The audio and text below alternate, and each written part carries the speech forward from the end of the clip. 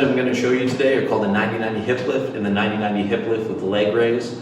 So one quick note before I get into anything, if you cannot do the 90-90 hip lift without feeling your hamstrings, specifically your left hamstring, do not even try to do the 90-90 hip lift with leg raise. Just do the 90-90 hip lift position with the proper breathing, and until you can feel your hamstrings, then you can try the leg raise. So the point of this exercise is to A, find your hamstrings, again, specifically your left hamstring, and it's to help your breathing pattern. So we're gonna do that same in-breath and out-breath that was on the monthly newsletter article. So in through your nose, out through your mouth, and then hold for 3 to 5 seconds. So, but what we're really combating with this is we're trying to find our left ab wall, we're trying to breathe into our right upper chest, and we're trying to get that posterior tilting of our pelvis. So again, in the TPI movement screen, if you can't tilt forward, anterior tilt, or tilt back, posterior tilt, again, thinking as our pelvis is a bucket, pouring the water forward or pouring the water backward. If you can't do that, this is a very good exercise to get out of that. This also helps low back pain. This helps basically everything. This is a kind of a fix-all exercise. Really, really good exercise. And here's a demonstration for it. And again, when you do these exercises, I like to do them for about 10 breaths each and about 3 sets of 10 breaths. So, and I usually just rest in the exact same position, take about 30 seconds to reset, and then get right into it and do another 10 breaths. So here's the demonstration. So this is the position that you want to get into with the 90-90 hip lift and the 90-90 hip lift with leg raise. So I cheat a little bit. I put a mat under my tailbone. This forces me to get in a posterior tilted position. So this is the position that you want to be in for the 90-90 hip lift and the 90-90 hip lift with leg raise. So I cheat a little bit and use this mat. This forces me to get in a posterior tilted position, which is the position that we're really trying to get out of these exercises. So it's called 90-90 because you create a 90-degree angle at your knee, 90-degree angle at your hip. Then you're gonna take a ball, a foam roller, whatever you got, put it in between your legs, and you're gonna hold it just tight enough so it doesn't fall. So we're just holding it, and you're going to think about pushing your left knee into the foam roller into your right knee. So this is really to get your left inner thigh working. So when we go through this exercise, we're gonna pretend like we're pulling our heels down, but leaving them in the same place, finding our heels, finding our midfoot, pulling down, you're gonna feel your hamstrings.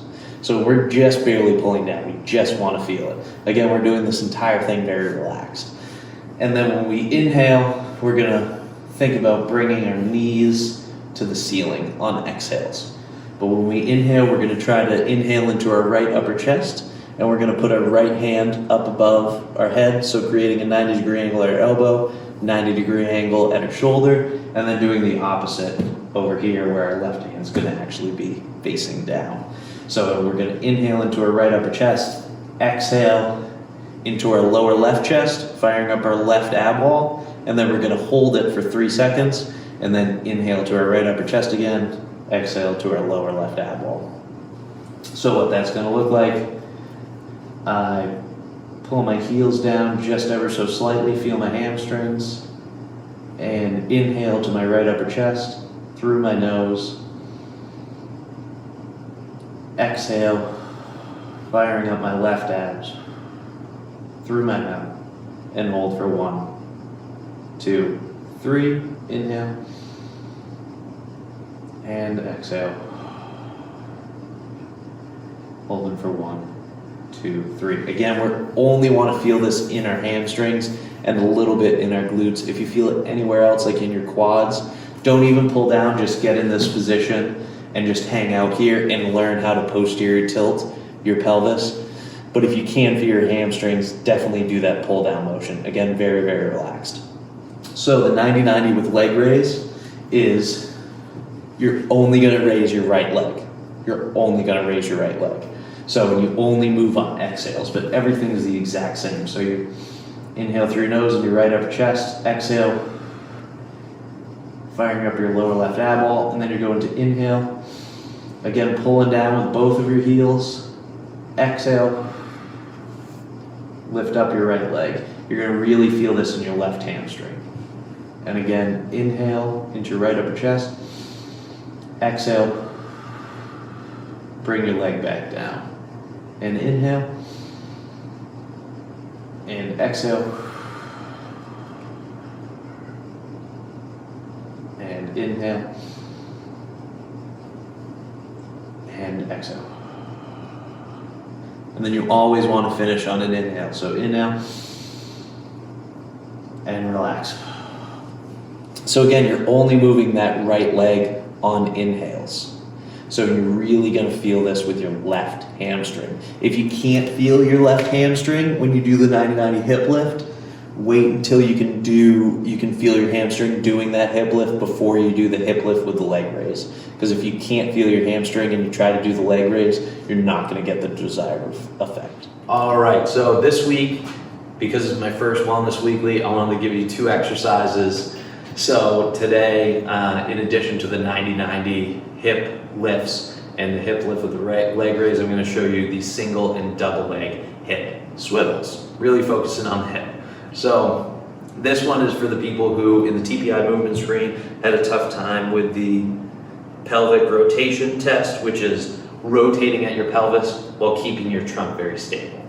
So what we're going to do, if you go on one leg, you increase the range of motion that you have, and then we're going to use a dowel to stabilize our trunk and activate our core. If you don't have a dowel and you're at home, you can use a broom, mop handle, whatever you got. Or if you're on the course, this is a very good pre-round exercise. What you can do is take your 5-iron, I really like 5-iron, or you can take the top of your driver and shove the shaft into the ground to get that stability. So I grab it with both hands usually, and I'm going to demonstrate on my right leg first. So my left foot is going to go behind my right knee, and then you're just going to rotate on that right leg. So again, when we rotate this side, we're getting internal rotation. This is external rotation.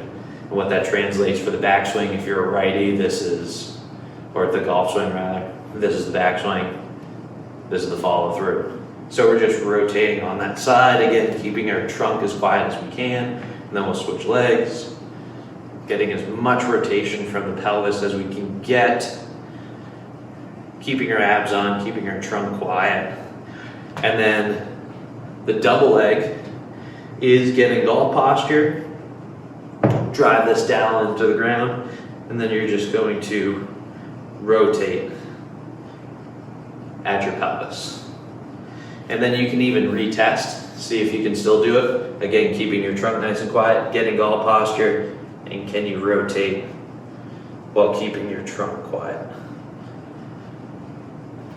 So I do usually about 20 seconds each side, and then when I do about 20 seconds for the double leg rotation too, and I usually go through about 2 or 3 times, so 2 or 3 sets of 20 seconds for each exercise.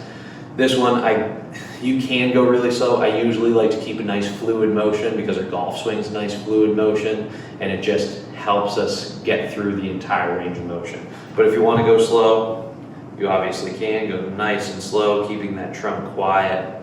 But I like to go nice and fast, try to mimic the golf swing a little bit. So for the people who want to know why this works, and why this is important, I sort of went over it while demonstrating, but when you go through your golf swing, you are rotating just at your pelvis in a couple of different scenarios, at a couple different points through your swing. So if you're unable to do that and keep your trunk quiet while you want to rotate your pelvis, you're missing out on a lot of power. So, and this also, you need to be able to rotate at your pelvis, period. So this helps with internal and external rotation of that pelvis. So again, when you do your backswing, you are internally rotating on your right side and you're externally rotating on your left side. So you have to have good degrees of rotation at both hips. And then when you come here and you want to come through for your follow through, your hips actually have to rotate before your trunk. So then you can get that lag. That's the start of the lag, right? So that's how you get more power. So this helps you with power. So you also have to be able to externally rotate and internally rotate on the left side. which if you've seen any of my other videos, these are the two rotations for both pelvis, for both sides of the pelvis that have the toughest time. External rotation on the right, internal rotation on the left is usually a little bit inhibited for most people. So you come here and then you come through, right? When you're coming through, you want to be able to fast external rotation, fast internal rotation on the left. So you need to practice those rotations.